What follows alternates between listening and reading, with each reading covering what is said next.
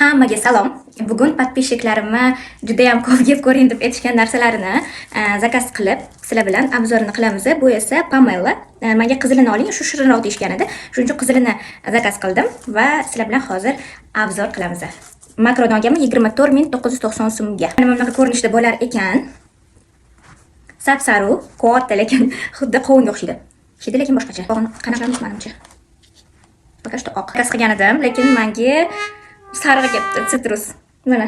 O'sha katta, xuddi limonga o'xshayotgan. Ko'rinishi ham, hidi ham limonga o'xshayotgan. Hozir yeb ko'ring, inshaalloh normal bo'lsin.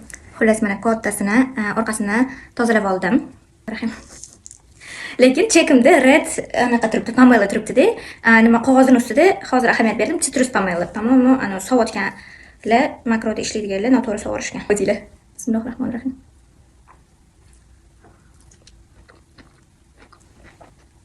Qo'rqib yegan edim, mazasi zo'r ekan-ku. Menga shunaqa tushganmikan?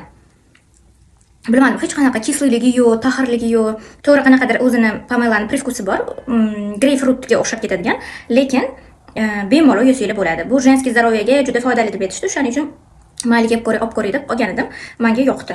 Hech qanaqa aytishgandagi umuman yeb bo'lmaydigan proteinli emas, maza qilib yesanglar bo'ladi. Так что mana shunaqa. Kimga yana shunaqa qiziqarli obzorlar kerak bo'lsa, bemalol menga podpiska tashlab qo'ysanglar, men xursand bo'laman. Bye bye.